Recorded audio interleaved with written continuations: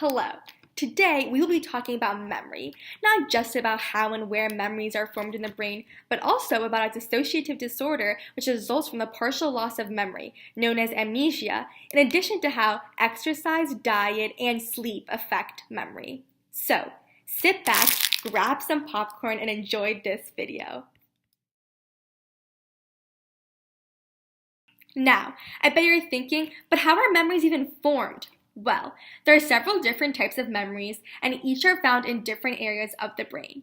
I have inserted a picture of the various areas of the brain above so you can see exactly what part I'm referring to.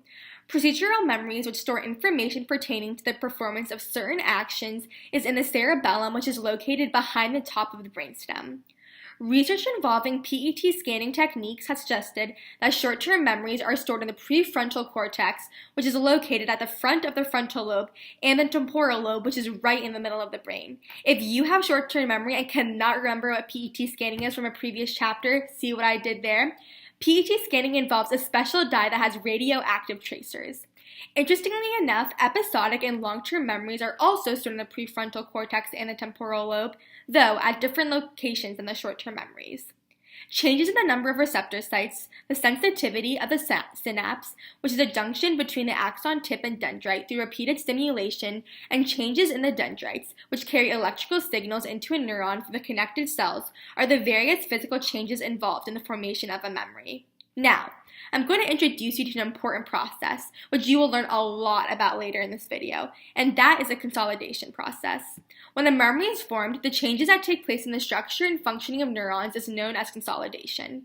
The hippocampus is located in the medial temporal lobe of the brain and is responsible for the formation of new, long-term declarative memories.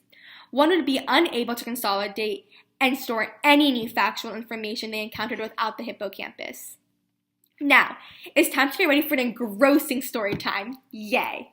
There was once a name known as H.M., who we now know as Henry Gustave Molaison, who began to suffer from severe epileptic seizures when he was just 16 years old. In an attempt to stop his seizures, a surgeon conducted a procedure in which he removed H.M.'s hippocampi and adjacent medial temporal lobe structure. Without the hippocampus, H.M. was no longer able to remember new events or facts, and consolidation was impossible. The last thing he remembered was being rolled to the operating room. This sounds pretty terrible, huh?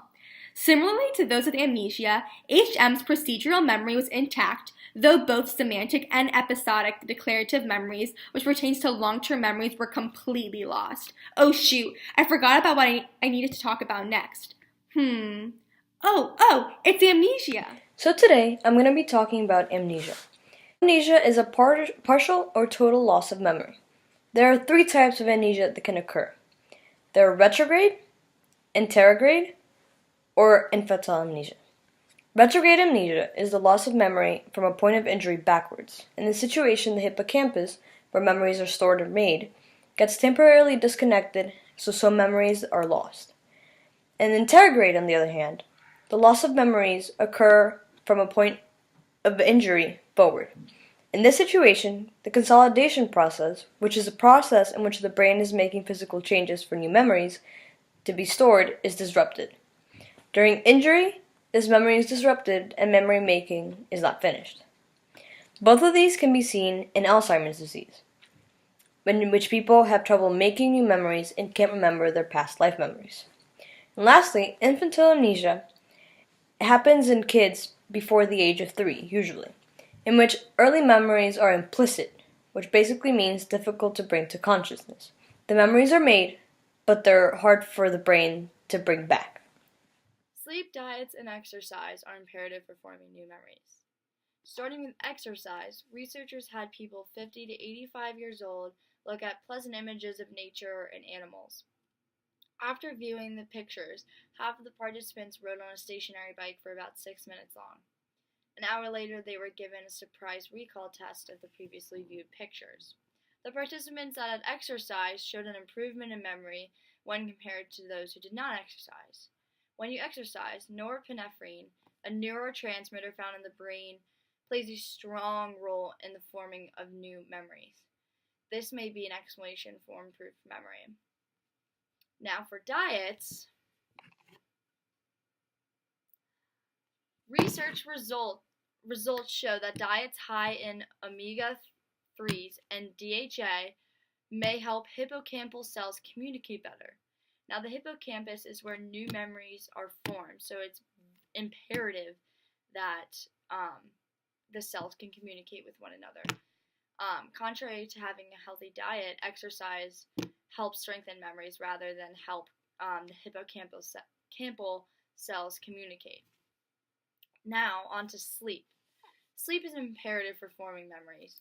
Recent studies have found that memories that are rehearsed during sleep, as well as during waking, are more likely to be consolidated and therefore better remembered later on.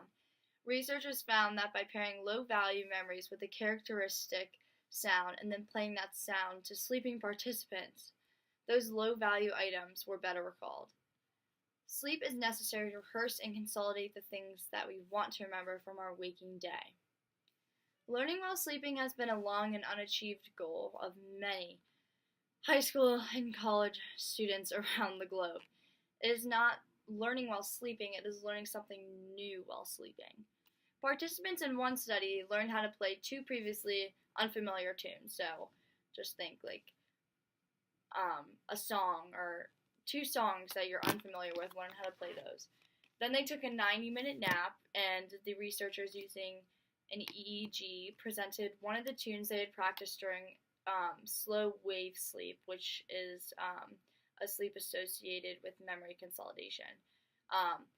So the tune that was presented during sleep was remembered significantly better than the one not presented. And lastly, sleep deprivation interferes with the functioning of the hippocampus, the part of the brain that is vital for new memories.